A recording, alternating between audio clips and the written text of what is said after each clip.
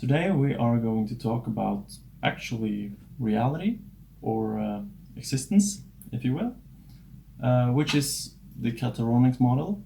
And the Kataronics model is a model of reality. That is kind of the very distinct that's kind of what differentiates Kataronics with other typology, is that Kataronics are suggesting that this theory actually explains existence or reality as a more basically existence itself, rather than just personality types and how we are cognitively functioning in our brain. This is more like about how does existence or reality cognitively function, because in Kataronics we believe that reality is a cognition and reality is a being in a sense. You could say reality is God, for example, and that we are a part of that God, and we are essentially parts of God, if you want, made in His image. And this is actually it's not a new idea actually. If we see back in older philosophy, we have, for example, the Hermetica, and in that philosophy, we also actually see reality as like a large mind in a way, and that is the way that's kind of what Kataronics also does. So let's just look into what I'm thinking here and why it's I'll try to point out why this theory is different from other typology in a way. Yeah. So in the Kataronics model, you have essentially the ST personalities, thinking and sensing personalities. They actually are personalities that has perception of the world that we are living in. So it's the as we see here, it's the explicit part of reality. And what does that mean? It means it's the part of existence that we can touch, feel, we can measure this reality, and we can see its kind of defined points, like we can measure precisely and see precisely what's going on. It's very obvious to us. We can mathematically kind of understand how everything is in this part of existence. So it's the physical part of existence, and it's also the abiotic part of existence. So this part of existence is basically not alive, and it's not living. It's a dead part of reality. You could actually say that this part of existence alone, if we is isolate to itself, you could say it's kind of a reality where nihilism is correct, in a sense, if we see only this part of existence. So it's no living substance. It's no metaphysical substance there. It's just physical and dead. Maybe a lot of us see the universe like this, for example. It's very common. And that's kind of the obvious perception. It's the explicit perception. But if you are an ST personality, of course ST personalities are alive just like everyone else, but if you have the ST perception of reality, it means you have a better perception of this world or this aspect of reality. So you know exactly how this aspect of reality is working, or to a higher extent than if you were another personality type. So the ST personality type can almost instinctively know what happens in this purely physical and purely non-living reality. For instance, if you have instincts in our body, which tells us that we should eat this and stuff like that. Maybe that you could see that as a part of that perception, or maybe a better example, how a football will move, how will the football move, and how will the skateboard flip itself in the correct sense, if that makes sense. Like if you, for example, Tony Hawk is an ST personality, which means like he has, it's almost like he has an instinctive understanding of how the physics are working in this world, because that's a part of the physical and the non-living part of existence. While you have on the flip side of that, you have the NF personalities or NF aspects of reality, and that's the biotic and metaphysical part of reality. So it's the part of reality where nothing is physical and then nothing is biotic. Everything is biotic. So biotic means that everything is alive. So it's alive and it has no physical structure. So it's kind of the Holy Ghost in a way. It's we could call, we don't need to call it soul. We couldn't call it spirit as well. I just used this word soul because maybe we're kind of easier to grasp that way, maybe.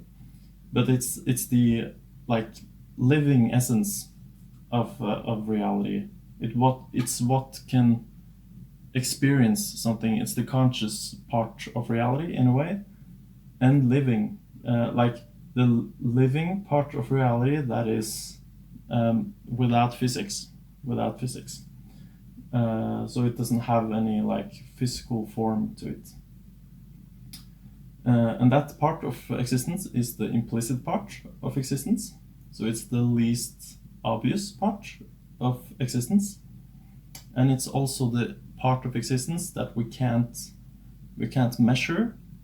We can measure its effects. Like if this dimension is doing something, we can measure the effect that comes out of it, but we can't really measure this dimension in itself, because it doesn't have any physics to measure, and it doesn't have any mechanical part to it to measure.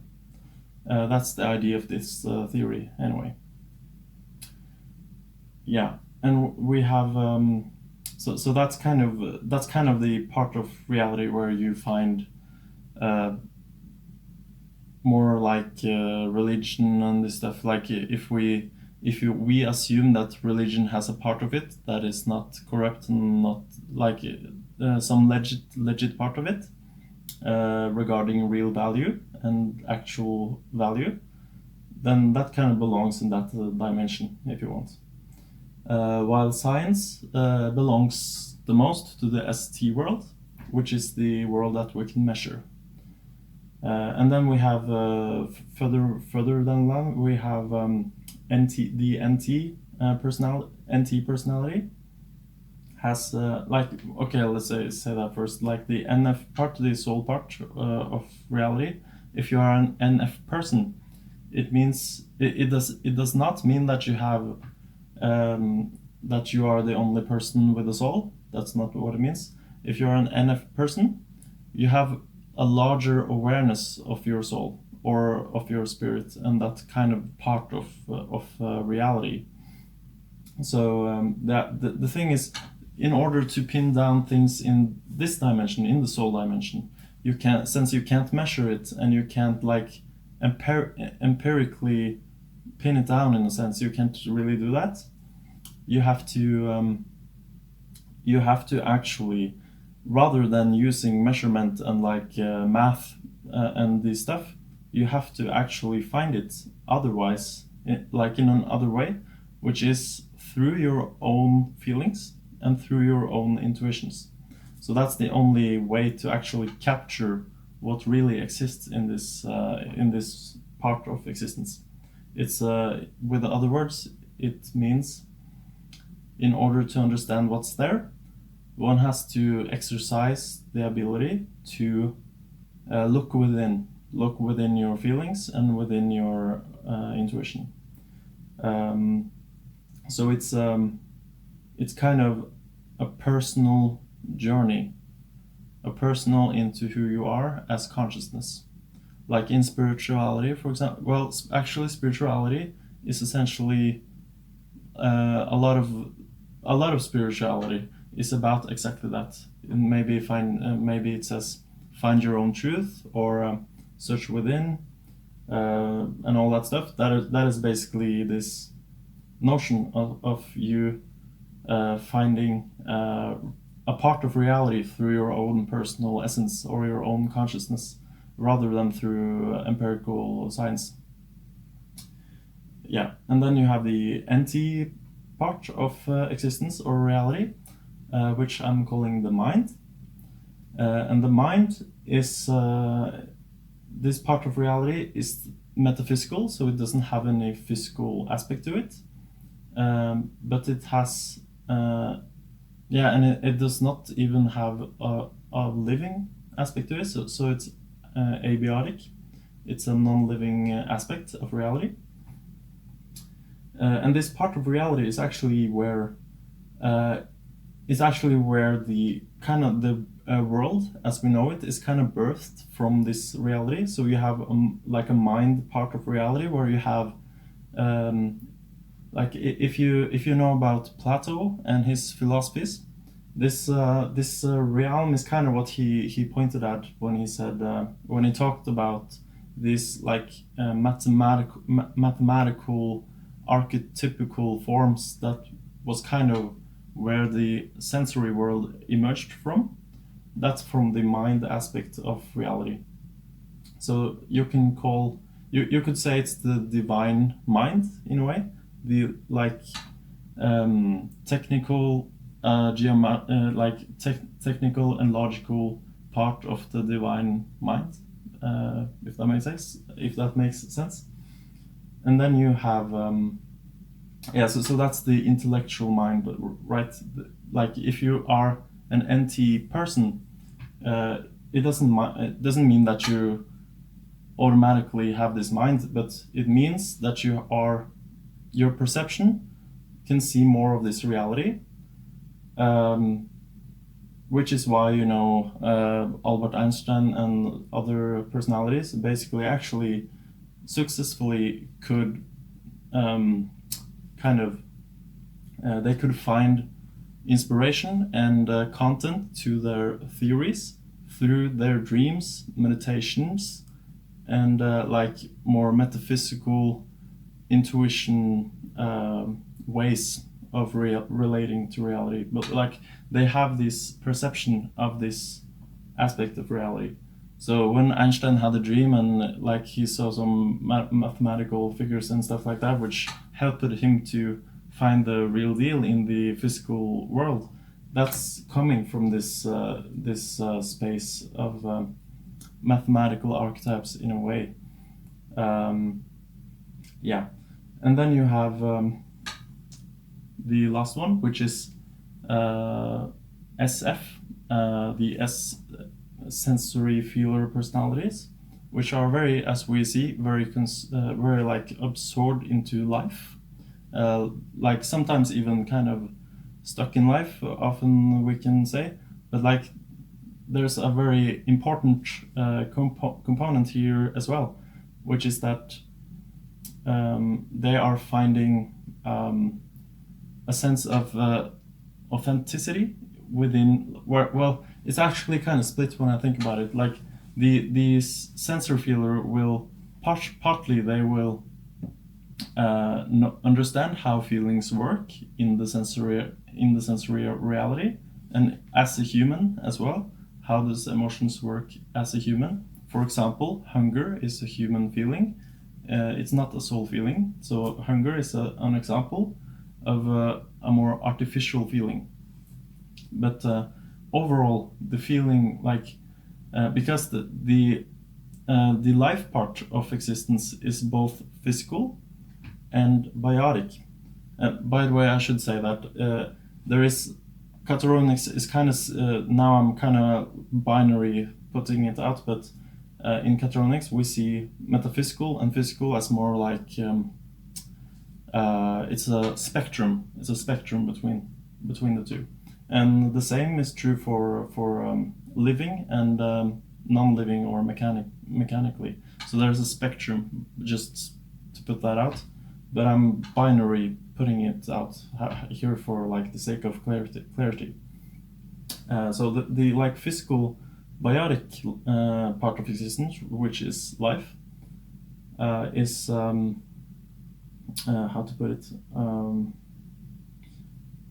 It's basically a living part of reality. So which when you see a human or a cat or whatever it is, and you think about the living aspect of that being, that is kind of life in a way.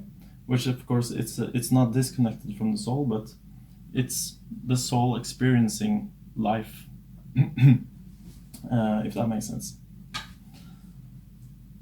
Okay, so the thing about this, both life and soul, these two different dimensions of reality or existence, are actually, when you put them together, they become like this movement we have of finding authenticity, actually. Because reality in itself, if you see reality or existence as one being or a god, if you want, if you see it as one being or a god, that being also has a desire and wants to figure out what it desires. And if something want to know what it desired, it has to be a feeling, right? So you can't really know what you desire if it's not a feeling, because a desire and a feeling is the same thing in a way. And what kind of God or reality already knows in the soul and in the spirit is that it desires love. So it already knows that it wants this harmony between life, everything that is live and so forth, and it also wants these birthrights to be a part of the life, even though it's not yet, right? But the soul wants birthrights and all of these things to be kind of a part of the experiential life, and that's kind of desires that the soul and spirit already knows. And then you have desires that the soul or spirit does not know yet, which comes from the experiential part of life. So when we experience life, as for example a human or an artist or whatever, or a musician, or everything that we can experience, basically, we like that kind of feeds the soul and the spirit more information about who she and he really is, or who reality really is, if that makes sense.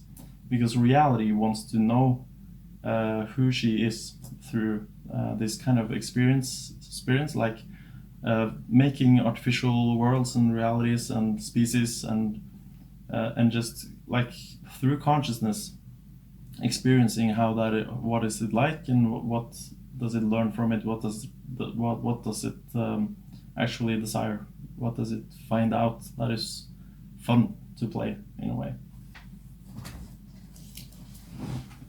Okay, and then you have when like the soul and the mind together, they actually make up the part that is superconscious creation. And what does that mean, superconscious creation? Well, in Kataronics, imagination is seen upon as basically creation. So when we imagine something is also created. And superconscious creation is essentially it's essentially the soul using her mind to create some kind of image, and the image will try to take form in a sense, but it depends on what level it is done in a way. So if we entertain the idea of divinity or oversoul, for example, like the more, like, the closer to God it is in a sense, the more impact that imagination will have upon what reality is manifesting, if that makes sense.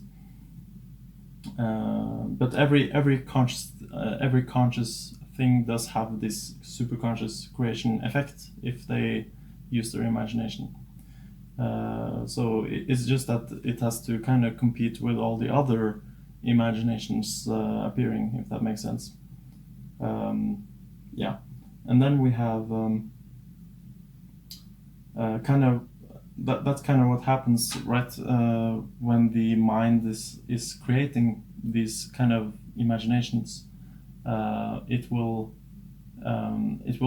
kind of make the geometry matrix of the world.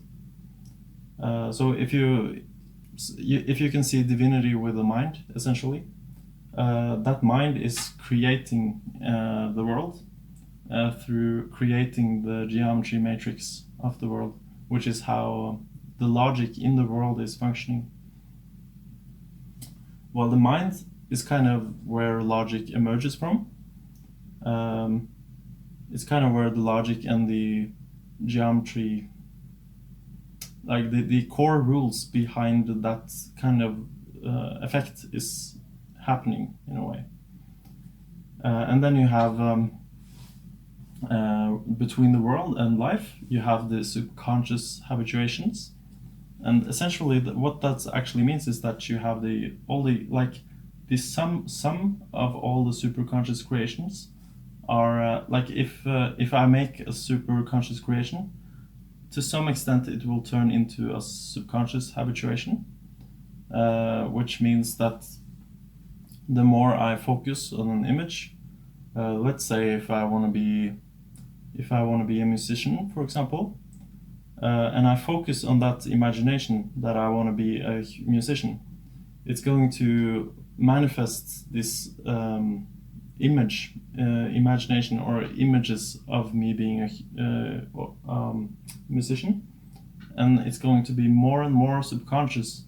The more I do it, the more subconscious that habituation of that focus is going to be, and it will kind of try to if I focused for long enough, basically it becomes this automatic process, so I don't really need to do it so consciously anymore. It just happens on its own, essentially.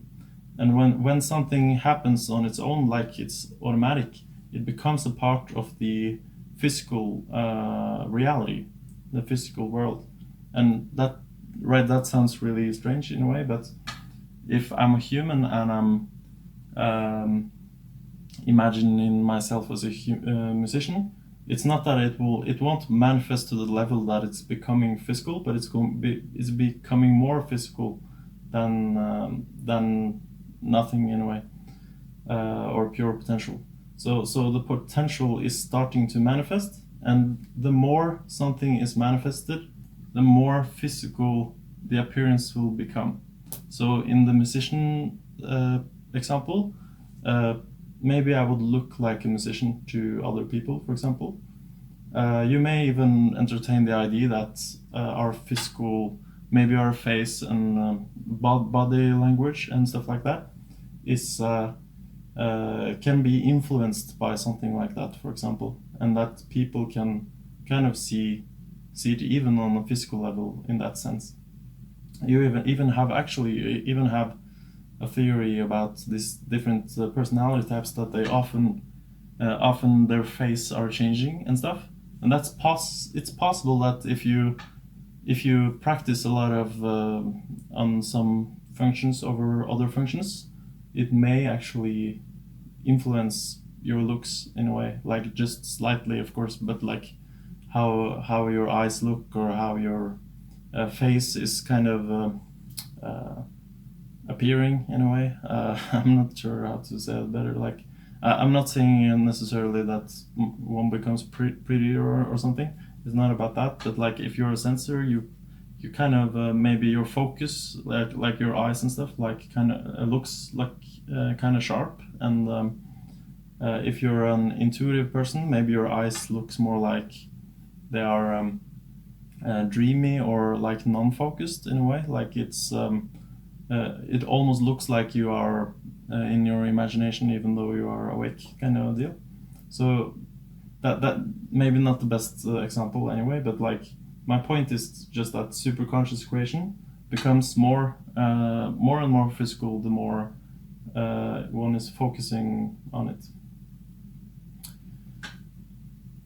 Yeah, yeah. So that is like the overall model of Kataronics, which is a very unique model. I didn't really find anyone else do it so far. So this actually comes from my own like soul searching in a way, like just looking within my intuitions and not so much from observing things outside me. In fact, when I heard about MBTI, I already I've felt this existential emotion because I already recognized this stuff. I just didn't like MBTI helped me to make it more concrete. Like I could like put my finger on it. This is this and this is this. But I also already had like the abstract model. I already had it in me. So I already kind of found this model before I found it through the like the conventional typology IDs essentially. Okay. Yeah. Yeah, so a core thing about the Kataronics model is that reality, according to Kataronics, is not possible to describe just with thinking or logic or geometry, which is another distinction from the other typologies out there, because they are very thinker heavy in a way. While this typology is more I like to see it more like holistic, so it's going to use all the functions to explain itself rather than using just one function to explain itself, if that makes sense. It's kind of this attempt of improving typology in a way by delivering this typology through all the functions rather than only logic and geometry. Because that's, in my opinion, that's why you have all this. To me, they have always been kind of awkward because you have like FI is often described as what one likes or values, but it's never described as the living essence of the I, of the self or the individual, and that is kind of awkward to me personally. Because it's a very like thinking perspective, just observing that the FI DOMs are they like to rate things, what they like and what they don't like, type of thing, rather than seeing that they are actually in the process of discovering what they actually like they are looking for who they are as consciousness. And that's why they often like morals, empathy, love, and art, and so forth. That is exactly because they are looking for themselves. That's what they are doing in truth. It's not about just creating some value system and philosophical idea about why that is a good value system. It's actually that is more on the thinking plus feeling side, right? So it's not an accurate idea of the functions, in my opinion. Yeah. So the different like terms in Kataronics is that N, or intuition, is about symbolism and images and imagination. For example, Jung has these 12 archetypes. That's an example of a very N phenomena or intuitive phenomena. And even Kataronics is an example of a very intuitive phenomena, because I found this through essentially mostly through just my own intuitions. And you have feeling, which is about musica or artwork. And musica means basically all. It comes from Old Asian Greek, which basically means, of course, music, for example, but also theatre and poetic poetry, and like just like emotionally discovering who we are, like a self-expression essentially. Like dancing, for example, is also involved in musica or feeling. It's a way to express ourselves in all the ways possible as consciousness. Yeah. Yeah, right. For example, in the cognitive domain, well, can I say? For example, MBTI art could be seen as a musical way to kind of discover typology more expressive sense, and through artwork, like making these memes about personalities, or artworks about personality relationships, for example. This is kind of this feeling way to discover more about typology outside of just the logical approach. And then you have the, of course, the thinking part, or logical part, which is logical systems. I'd say socionics is a very good example of someone like a typology movement who likes to base their stuff very much heavily on logic. A very like observe and try to find what's the precise dynamic between these positions of the functions and stuff like that. It's a very like logic driven way to do typology, and everything is a system in a sense in that system, rather than being poetic and abstract and stuff. It's a very like, it tries to be very angular in a way in its approach, which is also most typologies, not only socionics. It's actually almost all typology in a way, but so socionics is like extra of that, I would say. And you have sensing, which we could use body language to express, like, for example, that's not exactly typology, but you have something called embodied cognition, which is this kind of trying to find out more about our cognitive selves and psychology through our body movements and like facial features and physical features that we have in kind of that we are express both actively and also passively. And you have of course the individual way to find a typology, and that is I've written Carl Jung is a good example, because he was going in this individual space to find his ideas, like through his own dreams and stuff like that.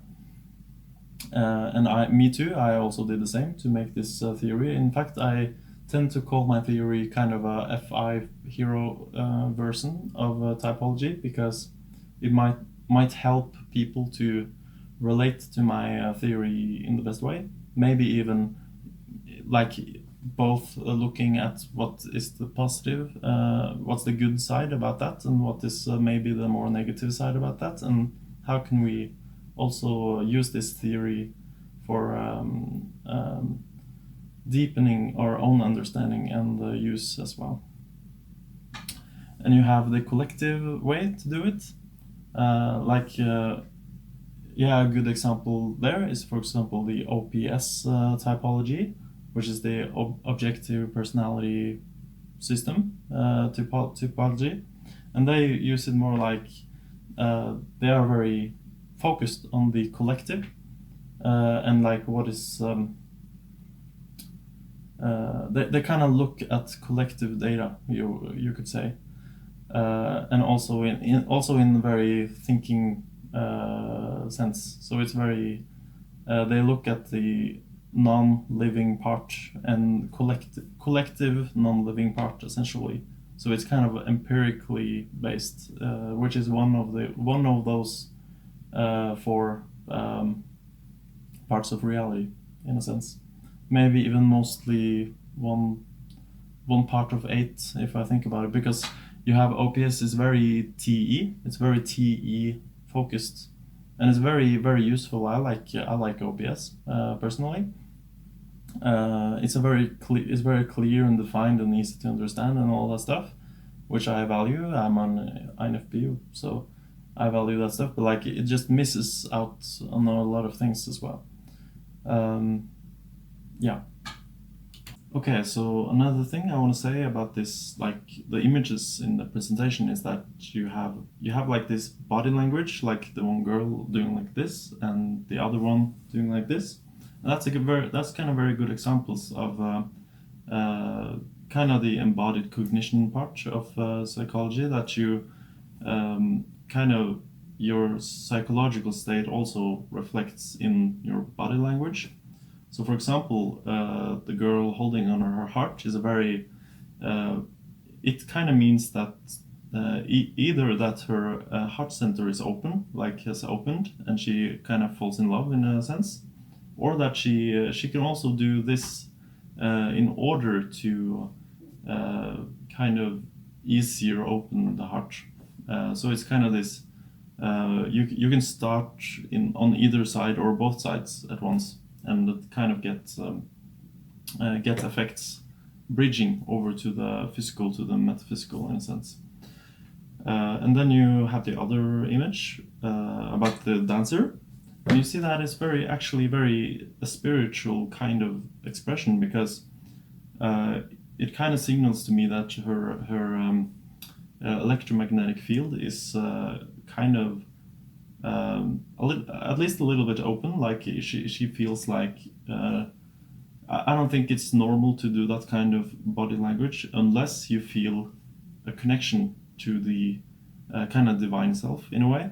And I think that's why we see this kind of dance a lot in spiritual kind of settings, right? In spiritual dancing essentially, where there's a lot of extra dancing and energy and movement going on in the metaphysical bodies of the self. So that's actually very interesting. I think even like when you see like Indian ladies doing their dancing practices, like in their tradition, they kind of do like this stuff with their hands, like a very spiritual kind of movement, which I believe is because they have done more of the like chakra meditation work kind of just traditionally, and it has become a part of their dancing culture in a way. So actually dancing like these Indian girls are doing, I think it actually helps them to open the chakras more easily, as in the same way with the heart, right? So that's kind of a very interesting point to make here. And we also have, actually you see the angel cat and the black cat underneath. This book is actually a book I wrote myself. It's called Kataronics, but it's a Norwegian book, so unfortunately it's not for everyone. But if you're Norwegian, you can check it out. I guess it's a couple of years or more actually ago I wrote it, but it's like it has this kind of under musica or artwork way to explain insight, like through the self-expressive and poetic ways to express. So that's kind of it's a book I wrote that will kind of help people kind of get more insight into their own magic in a way. Like it's like they get insight, like they can see into themselves and find more who they really are, and that's the point with that book, truly.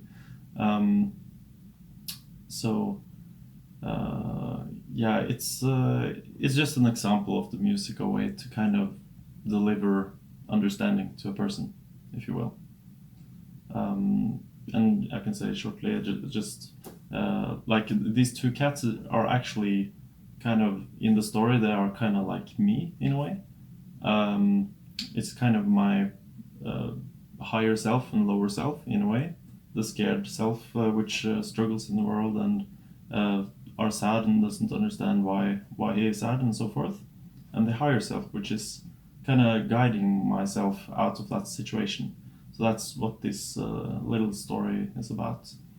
And actually, I think like the higher self also I have like a little element of ideal girlfriend or whatever probably in that kind of psychology this cat is going around with. But it's just I just played with like it's very playful kind of a fairy tale kind of just a lot of humor and nonsense in a way, but hopefully it kind of helps it helps the receiver to kind of understand what I'm saying in a non-logical sense, which has a lot of value, and that's my point about how we should approach topology in the more ideal sense, not only through logic but also through a poetic expression, essentially.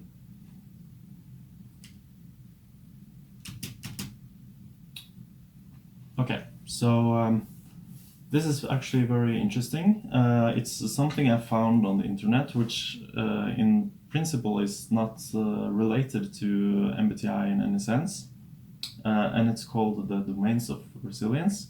It comes from the HeartMath Institute, so this is kind of a very scientific measurement of things, and kind of it's a very like TI type of approach to spirituality, essentially.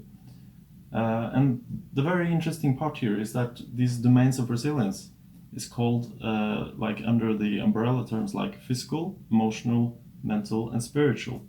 And what I kind of realized very instantly, especially when you look into what like what does it actually mean, right? What does these definitions means in HeartMath Institute? Is that this overlaps directly, actually, I would say, to MBTI and the 8 or 4 core functions, and it's kind of yeah, the only one kind of doesn't really seem to fit perfectly is the one that's called spiritual, but I'll go back to that one. If we see physical, that's obviously what I'm calling the sensory reality. Yeah, and it's about like in the domains of resilience aspect of reality, it means to have physical flexibility, physical endurance, and physical strength. And you actually see this in my opinion, you see this in sensory personalities, that they are very if they get sick, for example, they are very non-complaining. They are very like it feels like they're very strong in a sense. I don't know if that makes sense, but I think that's if you have an ESFP, for example, they usually kind of appears very strong when they kind of hurt. If they break a bone or something, maybe they are less that they're like they have more resilience in the like how to maybe that's not a good example actually, because breaking a leg and stuff will impact physical personalities a lot because they love to be physically active and stuff. But my point is, if they get an injury, right, it just seems like they are more able to handle the pain that comes with it, as if they can embody themselves in a stronger way. I'm not completely sure how it works, but that's just my observation anyway. And you have mental domains of resilience, which will go to the thinking part of Kataronics, which helps the person to have mental flexibility, like thinking about logic in different ways, and maybe the ability to know how many people think, and then do a conclusion. How do you want to think yourself based on all these other ways to think that you have kind of researched. And you have attention span, and ability to focus. It's kind of like this scientific ability to focus, I guess, and to incorporate multiple points of view. Yeah, it's kind of what I'm already saying, but I think it correlates with the thinking function overall. As you say, it's not like it fits directly, but this is like what Heart Math Institute, that's the points that they came with. Like that's how it looks to them. But I think if we integrate these theories together, maybe we would find some extra points, kind of. So maybe they should use MBTI to easier find what points go under the different terms, maybe. And the emotional one is very, for me, it makes a lot of sense. It's emotional flexibility, so that means like the ability to self-regulate your emotions and understand emotions in a way.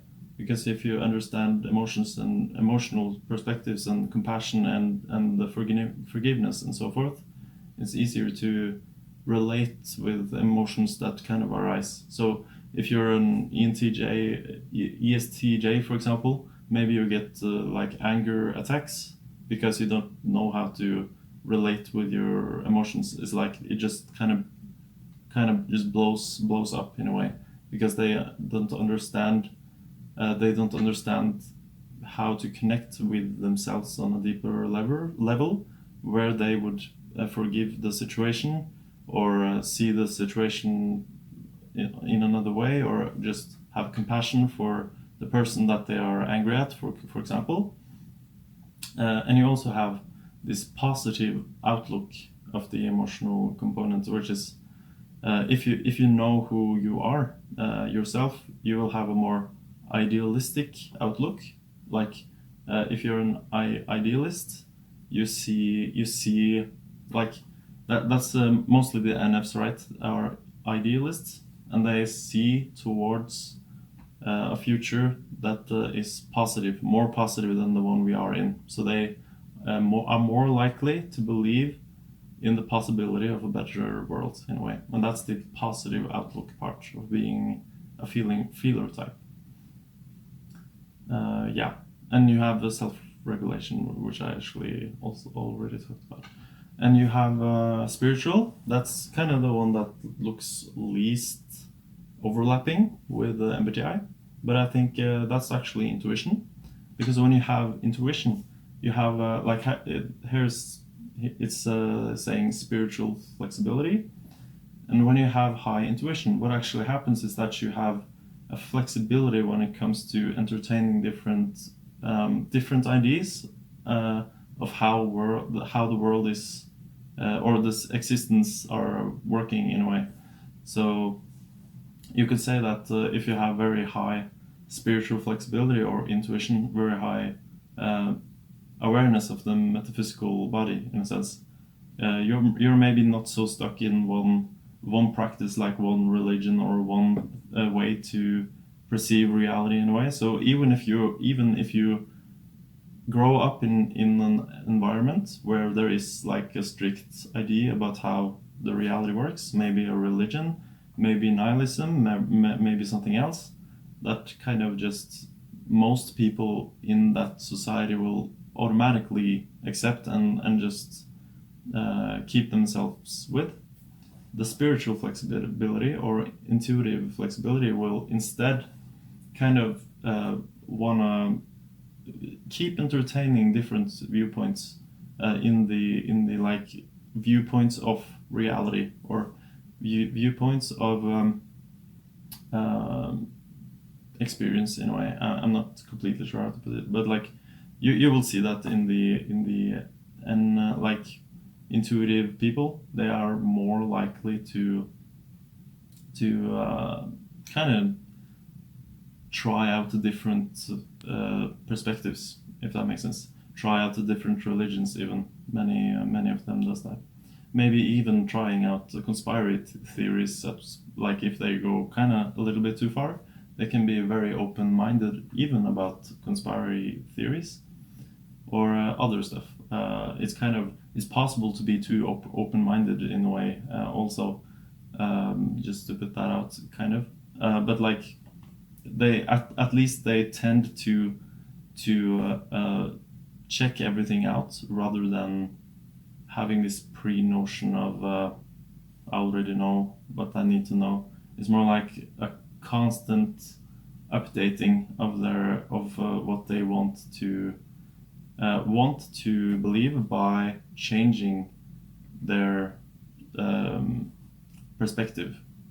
Maybe, yeah, like I said, trying this religion and then trying this other religion, or then trying nihilism, just trying everything, and then by trying everything, they come to a conclusion that I would say is often more spiritual, because the conclusion, in my opinion, the better conclusion is often in the spiritual realm. Not every spirituality. You have, of course, a dark spirituality, quote unquote. Like that is not what I'm onto. But like the spirituality often have like this more holistic approach to how we see existence and the aliveness of existence, if that makes sense. And you can even say that the spirituality kind of phenomena is very diverse, and that is probably because it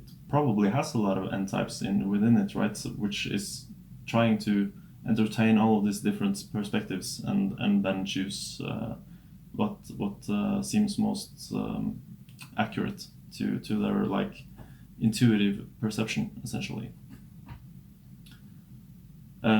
Yeah, and of course that with that comes tolerance of others' values and beliefs. So they are less likely to be racist and less likely to dismiss some idea that some other are telling, right?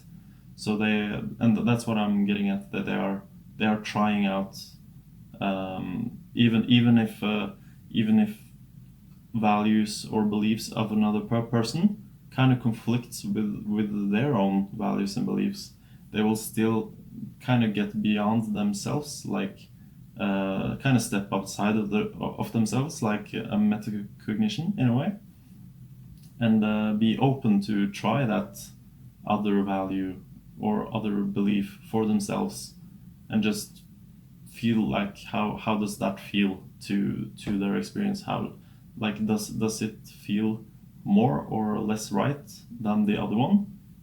And then they also have to have this perception of their own habits, so they don't mistake a feeling of familiarity with the feeling of something good, right? Because our body wants to stay the same, so they also need to understand that the body wants to stay the same while they are trying this new like this other value or other belief. So they are very like intuitively aware of that going on. So they even kind of rebel against themselves a little bit to kind of really try that other value or other belief. So that's very cool. When it comes to the commitment to values, I'm not really sure if that kind of belongs in that umbrella, in that term. Like I wouldn't say it does. I would say commitment to values. I would say it belongs more to the emotional side, maybe even the physical side. I'm not sure, but like, yeah. Yeah, so that's kind of the one point that doesn't fit super much here, and maybe the mental ones maybe were, but like attention span and ability to focus. I guess if you're good with your mental faculties, maybe you are more able to kind of regulate how you use your brain functions, and then you can that makes you more capable to focus in like more specific detail, yeah, specific things, I guess, because you have more control over your mental abilities, maybe. Yeah. Yeah, and of course, these four dimensions kind of together. If you have all of these different ones, you have higher ability for resilience in a way, which is the coherent. It makes you more coherent. It makes your body more strong, resilient, right? Because you have integrated all the aspects and then achieve coherence by doing that. And that's a very known thing about Heart Math Institute, is that it's like this heart-brain coherence, which we can create. It's the same thing. Like you have this seemingly different parts or seemingly opposing parts. When we can integrate them as one, it's like we level up like a lot, if that makes sense. Because the coherence between these dimensions will yeah, I guess kind of skyrocket your resilience, if that makes sense. Yeah, yeah. So yeah, that was about this. But that, like I find many models out there that I feel is overlapping pretty much exactly with like the ID Kataronics is presenting about the reality. So that's very interesting. So yeah, maybe you also see it.